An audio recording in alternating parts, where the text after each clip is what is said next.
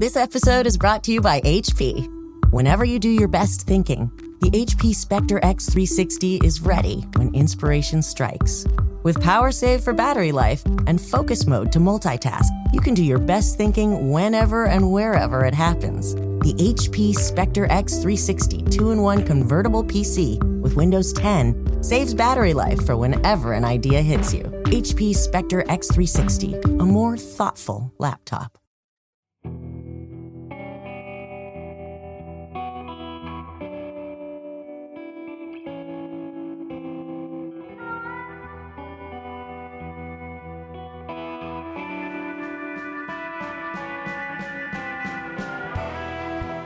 Is it rolling, Bob?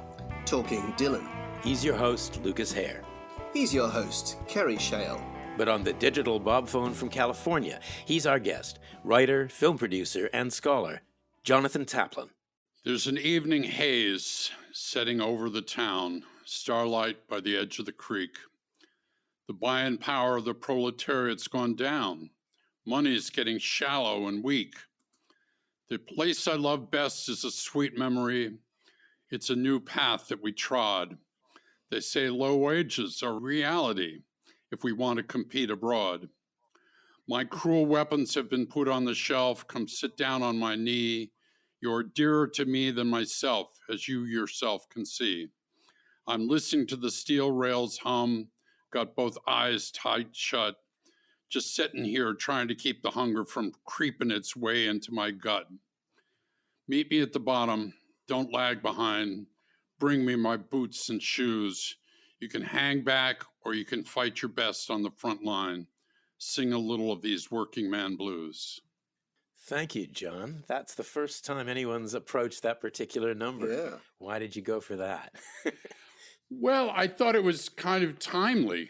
This is Bob putting himself in the place of a working man who doesn't really understand what's happened to him, and he's being told that the buying power of the proletariat's gone down. He knows that. And he's told that the low wages are reality because we have to compete abroad. This is something that workers, at least in the United States, hear all the time.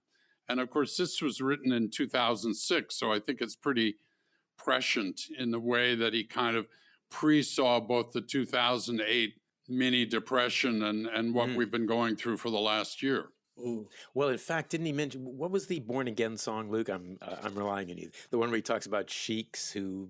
Slow Train, I guess? Yeah, it was Slow Train. Yeah. Yeah. So that's kind of typical for him.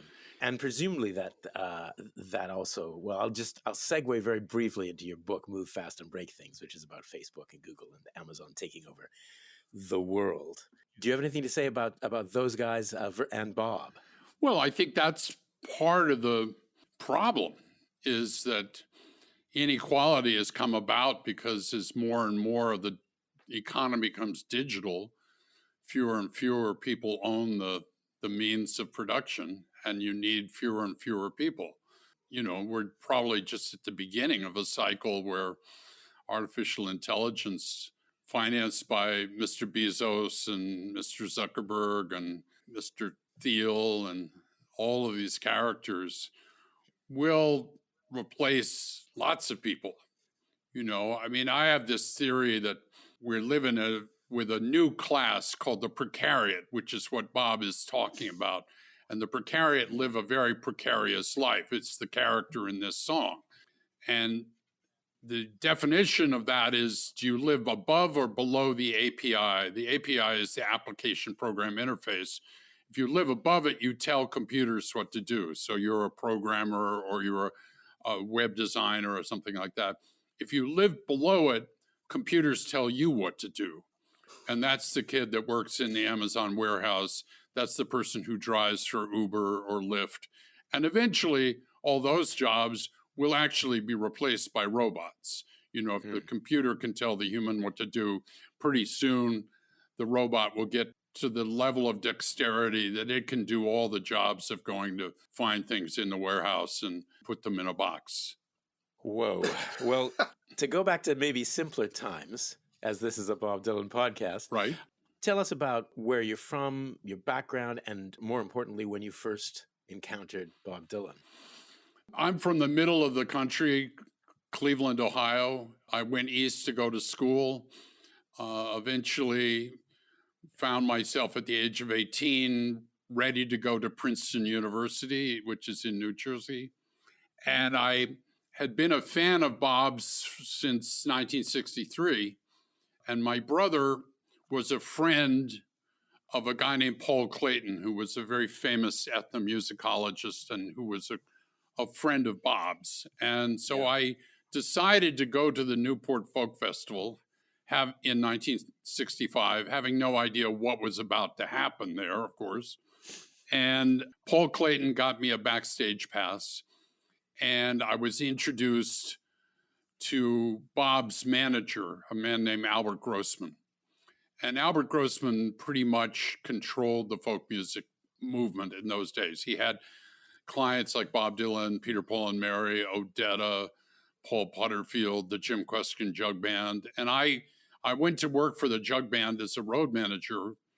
And I did that not only at Newport, but I did it on weekends while I was at Princeton for quite a while. So I was brought into this circle of Grossman's people and was able to observe at close range Bob's decision to decide to go electric at Newport, which was, of course, a fateful decision. It was made, at least in my opinion, on the spur of the moment. It was spurred off by the fact that Alan Lomax had tried to stop the Butterfield Blues Band from playing electric at an afternoon workshop on a Saturday. And Bob kind of got a burr in his butt. Like, if they're going to try and stop Butterfield, let them try and stop me. And I'm going to be the closing act on Sunday night.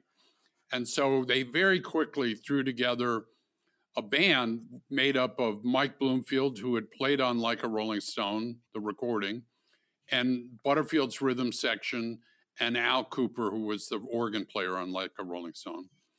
And they rehearsed a little bit, but not very much. And then on Sunday, they played. And when they played, the reaction from the folkies was negative, to say the least. They booed from the beginning. And after each of the first three songs, they booed. And then Bob just split. He said, screw it, and unplugged and left. And of course, that created this like vacuum, like, oh my God, what have we done? We've killed the king.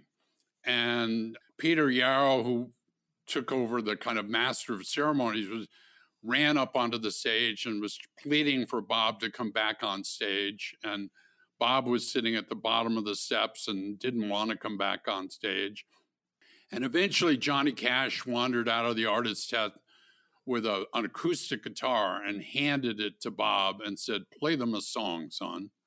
So Bob wandered up to the top of the steps and played It's All Over Now, Baby Blue, which I thought was a perfect kind of kiss-off song, saying to the folkies, look, you may think you can control me, but you're not.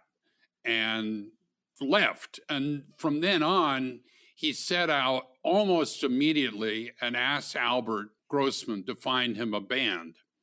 And he had heard from his friend John Hammond Jr. that there were these guys up in Canada named the Hawks, Levon and the Hawks, who could play really good rhythm and blues and were a very tight band. And somehow they found them playing in a roadhouse on the Jersey Shore. Just to go back to Newport, because I want to place you. We've talked to people who've been at that performance, but we've never talked to anyone who was actually at the side of the stage for that performance, which is where you were, courtesy of Grossman. In your book, of course, your wonderful book, The Magic Years, you cover the incident that changed modern music. And I wondered, did you see Dylan backstage sitting there? This is a firsthand, account. We don't usually get the firsthand account. We've read all the other accounts. Yeah, he was clearly shaken. He had never been booed in his life. I mean, he had been very easily accepted by the folk music movement. But to be booed, I mean, I don't think he knew what to think. I mean, I saw him sitting on the bottom step of the Newport stage, and he was rubbing his eyes, and he was not happy. And you hadn't at that point met him, presumably? No. I mean, I had been recruited to help move some equipment because the plan had not been for Bob to play electric Sunday night. He was supposed to play an acoustic set. So he didn't need any extra road managers there. But because they all of a sudden decided to set up amplifiers and drums and all that, I got recruited by Albert as one of the road managers that he had there at Newport to help move some equipment for the sound check. So I would have had a nodding acquaintance, but that's really fascinating that you were actually setting up the equipment. Yeah, I mean that was just to be setting up the equipment for the. Well, that was just part of the thing, and you know the sound check went very quickly. I mean, they didn't give Peter Yarrow, who was trying to do the sound, more than about 10 minutes to really get it right. They were just kind of anxious to get on with it, and so. I will be honest with you, I don't think it was very well rehearsed or it was not very well mixed because the Newport people didn't understand rock and roll. And so they didn't know how to balance and they didn't even have enough mics to, you know, make everything sound right. So it was very cacophony. And it was only 3 or 4 songs, right? I mean, you can see in the film Peter Yarrow on stage saying, our next guest has a limited amount of time. And you can almost say that that's why they're so angry, because he gets a hell of a reaction from that, doesn't he? Well, yeah, but he went off before he was supposed to go off. He went off after the 3rd song.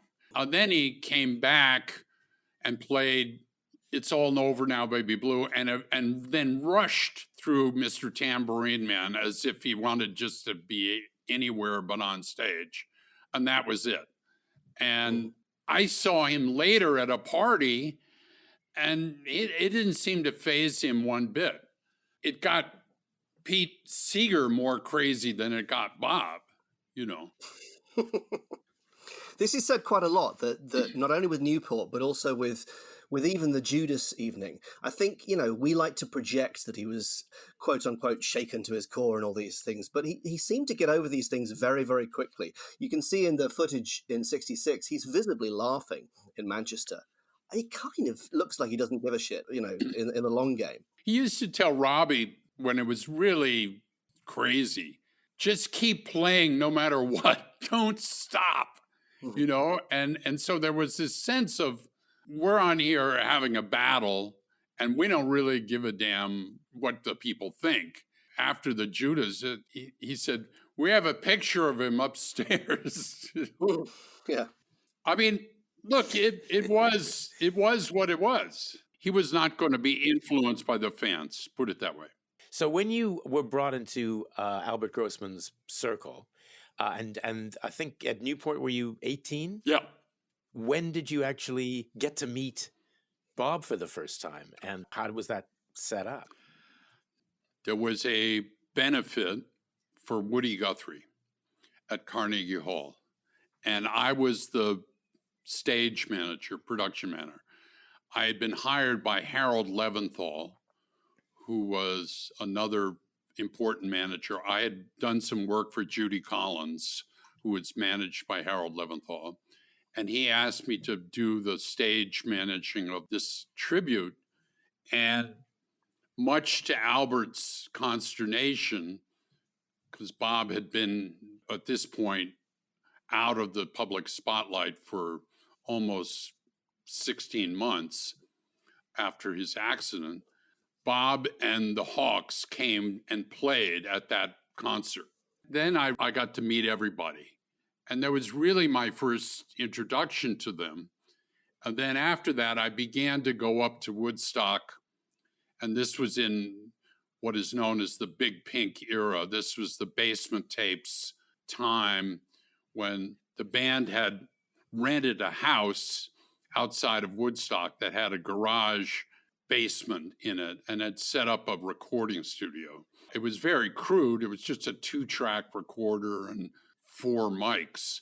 And Bob took to it in the sense that he had a bunch of new songs that he had written, and he wanted to get them down on tape. His music publisher wanted, since Bob wasn't making any records at that point, wanted to get the songs out to other artists who were clamoring to hear new Dylan material, artists like Manfred Mann and the Byrds and a bunch of other people. So Bob recorded a bunch of those songs with the band. Then the band started recording some of their early stuff, like The Wait and stuff, in this atmosphere of Big Pink. And it was just a very simple kind of woodshedding atmosphere to make music in. And quite frankly, I think it was a teaching time for the band. I think Bob was acquainting them with a lot of kind of earlier folk, hillbilly, other kinds of music, Hank Williams, stuff that the band had really been a kind of rockabilly bar band. And I don't think they had much acquaintance with that earlier kind of music, but they took to it pretty well. And I think it also influenced Robbie Robertson's songwriting a lot, that period of time. I'm glad you said that. Yeah. And then, the band made Big Pink, and they were going to go out and tour, and I would have gone on that tour with them, managed that tour. But then Rick Danko broke his neck in a car accident, and so that tour never happened. So it wasn't until the spring of 1969 that I moved to Woodstock, graduated from Princeton, moved up to Woodstock, got a house there, and then went to work full time for the band, and then eventually for Bob to take him to the Isle of Wight Music Festival in August of 69. It fascinates me that around, I don't know, at some point after May 66 and sometime before, I guess, January 68, when that Woody Guthrie concert happens, the Hawks, they stop being an electric, clean-shaven, rock and roll playing bar band, and they become bearded figures, countrified men, who we now know as the band, even if they hadn't quite changed their name yet. Right. And what fascinates me, listening to all of the Basement Tapes recordings, it occurred to me when I first heard them, that Bob Dylan's teaching them, as you say, songs, Hank Williams songs, maybe The Old Triangle, Old Roy's and the Bow, and things like this. And they're referring to these songs even 2 years later. There's a reference to Rosin Up the Bow in Rag Mama Rag. And I'm thinking, is it fair to say that Dylan sort of created the band as we then came to know them? In a way, he did, but I think that would not give the contribution. Not disrespect them. No. But I think, Bob was a really good teacher, and Robbie has acknowledged that in his own book, the role that Bob taught in teaching them all about the kind of American roots music. But also, you have to remember that Levon's father in Arkansas played the mandolin. He had a mandolin hanging on the wall, right? And it's not like Rick Danko hadn't been listening to WSM, the Nashville Clear Channel station that could cut all the way through to Toronto. There were these big radio stations in America in those days called Clear Channel stations that had these 200,000 watt amplifiers. You could hear them halfway across the country, and you could hear them up in Canada too. And so I later on realized that both Levon and Rick listened to a lot of the same music on the same radio station. There was a big radio station out of Memphis too.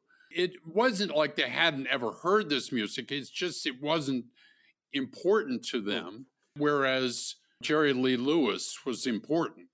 And partly their early training had all come from Ronnie Hawkins. And Ronnie Hawkins was basically Gene Vincent and, that school of music. That's what he wanted to play. Just before we, because we're sort of moving into the era of the band, or indeed Bob Dylan in the band, but I've always wondered, I've never heard, I mean, you knew Albert Grossman presumably fairly well, Yeah. and I've just never heard much more said about him than that he was a heavy-set man who had great taste in music and food and marijuana, and wore his hair long.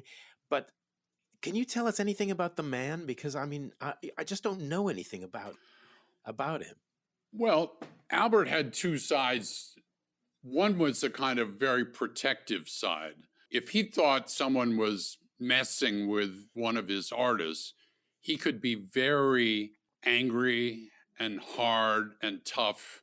And you see a little bit of that in that first Pennebaker film. Yeah, oh yeah.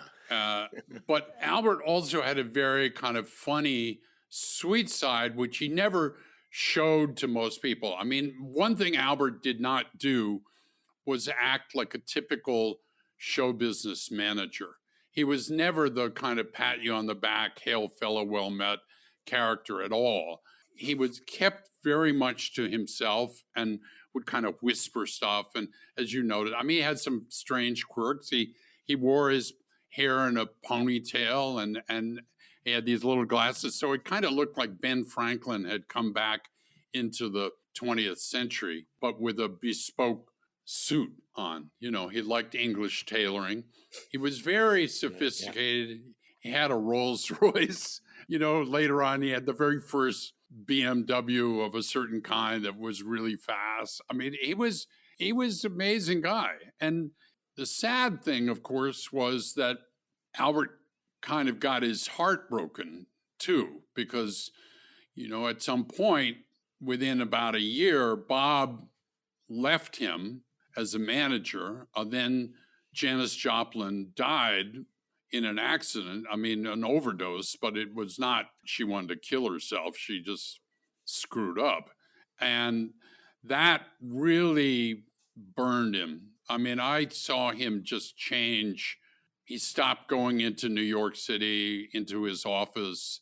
He started spending much more time on the restaurant he was building in Woodstock and the recording studio he was building in Woodstock and the little performance barn he was building. In other words, he was kind of like, well, I'm just going to stay here in Bearsville and let the world come to me. I'm not going to go out there and get my heart broken. And so he became a very different man at that point.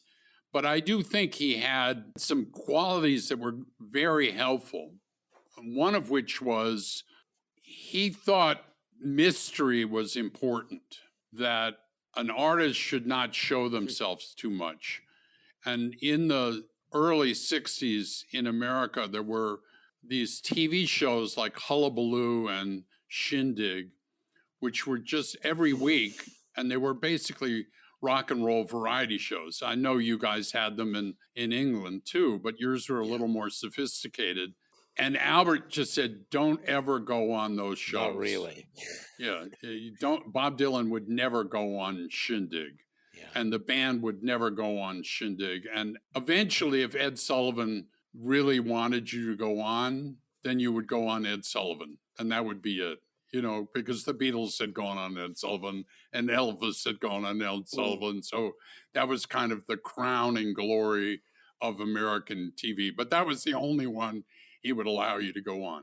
And he didn't like normal publicity. But of course, Dylan walked off Ed Sullivan. Right. Yes. Yeah. I mean, we kind of see Dylan as the man who was in charge of that. But you're saying that he was certainly led down that path by Albert. Yeah, Albert was very definitely somebody who just don't do a lot of stuff. And it's interesting as well about him being heartbroken about Janis Joplin's death. I mean, not a lot of people know that he was her manager and that she came up to Woodstock and that they were quite close. They were incredibly close. And he really had thought that she was the next really important star for him after Bob had split. And he had a lot to do with the second part of Janis's career. I mean, Albert was the one who said, we got to get rid of this Big Brother and the Holding Company group. That was not going to happen. He thought they were a terrible band. And so he helped find the second band, the Full Tilt Boogie Band, which was a really good band. Yeah, yeah. And then in the early 70s, in 71, you were involved in the concert for Bangladesh. That was a big comeback for Dylan, wasn't it? Yeah, I mean, it was important, and he almost didn't do it. The night before the show, we had a rehearsal in Madison Square Garden, and Bob and the Hawks had been playing large venues, but they were venues like maybe the Royal Albert Hall would have been the largest venue they would play, which I think seats about 6,000 people, right? So I remember we do this rehearsal, and Bob comes and walks onto the Madison Square Garden stage. The arena is empty. All the lights are on. You can see how huge this is. And I think for a second, it was a little intimidating to him. He thought, holy cow, this is big. I've never played something this big. And then he started hemming and hawing with George, like, oh, I have to see some people in New Jersey tomorrow. And George was saying, no, you don't. You're not getting out of this. I'm in this. I don't want to do this either, but you got to be with me, man, or I'm screwed. And Bob, bless his heart, hung in there. And quite frankly, once they started playing their little duet set of acoustic stuff, it was fabulous. And Bob got totally into it. And we did 2 concerts on the 1st of August. And by the second one, he was completely into it. And I think in his mind, that became the thing that allowed him to think in 74 that he could go out on the road and do these kind of arenas himself. So by that time, just to make it clear, because I don't think you actually mentioned it, John, that you produced the concert for Bangladesh, or you organized. Yeah, I did. And it was not easy. Not because of Bob. It was easy because of Bob. It was not easy because Eric Clapton was in a very painful time. He was addicted to heroin, and he was not showing up. So we would have these rehearsals for a week before the thing, and he kept missing his plane from London, and his girlfriend would say he's too sick to travel, which is code words that George understood completely. And eventually we said, well, screw it, we'll get somebody else. And we got Jesse Ed Davis, who was Taj Mahal's guitar player. I sent a telex to London to Apple Corps and said, you can tell Eric he's not needed. And of course, that was all he needed to force him to get on the plane, because he was not going to be, left behind. And he did show up, but it was not easy. And that's August 71. And then I think within a month, you're going down to the south of France to Keith Richards' villa in Nelcott, and there must be a fair old bit of heroin doing the rounds there. I mean, was that the sort of dark version of Big Pink that they're recording in the basement? I think it was. Coffee in Woodstock and heroin in France? Well, it certainly was for Keith. I don't think the rest of the band was sharing that particular drug. But having just had that experience with Eric and realizing how hard it was to get someone on stage for just one night, when I was asked to come interview for the position to run the Exile on Main Street tour, and I showed up in Saint-Jean-Cap-Ferrat at Keith's villa, and the meeting was at 1:00, and by 3:30 Charlie Watts, the responsible one, shows up, and by 4:30 Mick comes and acts as if the meeting was at 4:30, and we start the meeting, and Mick keeps sending the butler up to roust Keith out of bed so he can participate in the meeting, and the butler keeps coming down unsuccessfully, having failed. And eventually Keith showed up, and I just knew instantly it was all the scratching the neck, the drinking endless espressos, all the junky signs were there. His face looked like a map of bad living. And I said to Joe Bergman, who was their kind of major domo, I said, look, I know I haven't been offered this job, but I'm just going to withdraw my nomination, please. Because I thought one day was bad, but having to do that every day for 3 or 4 months would just, it falls under the life's too short rubric. And so I declined and went home and had some other adventures with Mick, but not, I mean, I don't regret not going on that tour. I'll tell you that. I mean, presumably there were a lot of drugs on the tours that you did do with the band, because some of the members of the band were heavily into that. Look, Levon's and Rick's addictions. I mean, Richard had been an alcoholic from the beginning. I mean, but he was not a day drinker in 68, 69, 70. But by late 70, early 71, he was a day drinker. And that's when you got problems. Rick and Levon discovered these white powders, both cocaine and heroin. And that was part of my reason to want to leave behind that, especially after Bangladesh, and try something new and go out to California and see if I could make movies. And then, of course, the Tour 74, which I didn't run, I got it started, but then my college roommate and buddy, Lindsay Holland, ran that tour. And that was very much... That was Bob in the band. Yeah, that was Bob in the band. And Bob didn't do it, but certainly the band was taking a fair amount of cocaine at that time.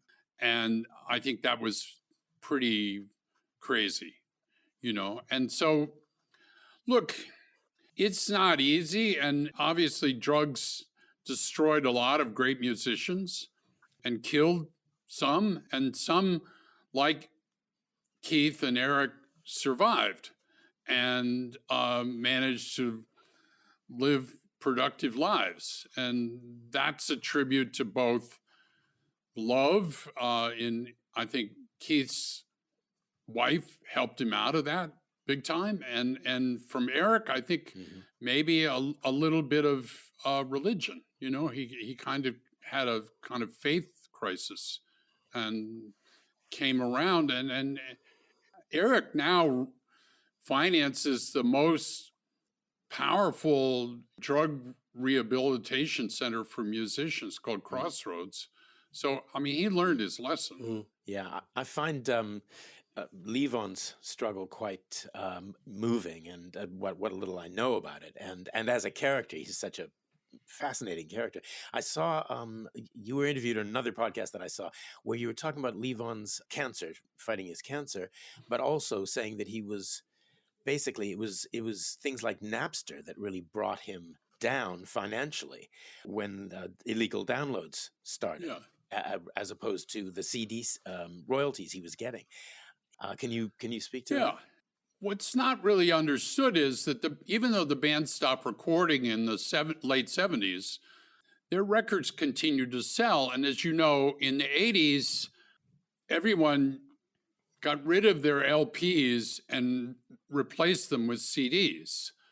And so the royalties, especially for a group like the band where people had to have the whole oeuvre, the royalties continued through the 80s and 90s pretty well. I mean, Levon was making at least $120,000 a year off of record royalties just for himself up till the year 2000.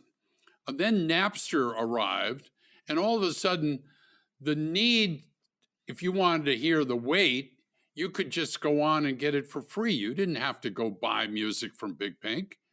And all of a sudden, the record royalties just dropped off a cliff.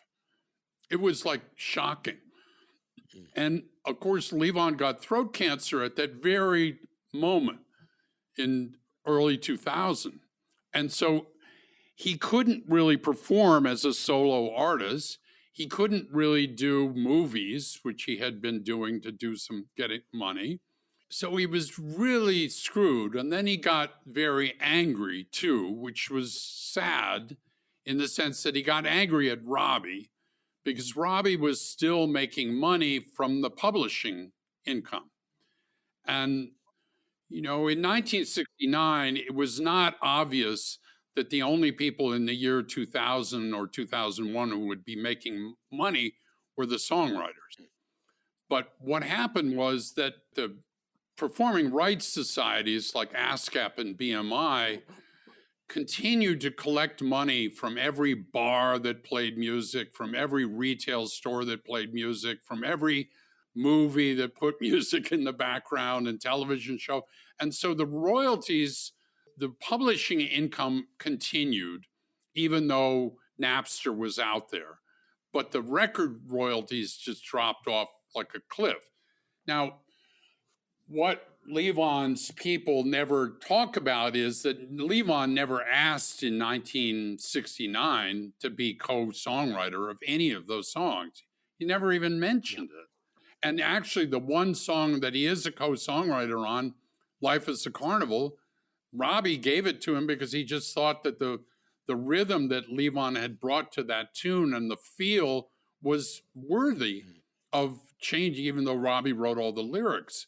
You know, so, I mean, I think Robbie's gotten a little unfairly abused by the Levon folks over something that was not really his fault, you know. Yeah, I was struck in your book where you mentioned just briefly the difference in Woodstock in '69 between the Grossman house and Levon's house, right? Which was I can't remember how you described it. I think kind of like a big shack, really. Yeah, Levon's was that he just liked to kick back and. Yeah, well, it was like Levon's house was more like the shack his father grew up in. It was like up on stilts and the one thing it had was the most giant stone fireplace you could ever believe, and Levon would keep it roaring so hot, even in the middle of winter, you'd have to step outside because it was too hot in there. It's such a shame he couldn't make the movie thing work. I mean, Sam Shepard and Levon Helm in The Right Stuff are still one of my favorite cinema double acts, you know, and neither of them's really an actor, but it works so well. He was great. He was also great in Coal Miner's Daughter.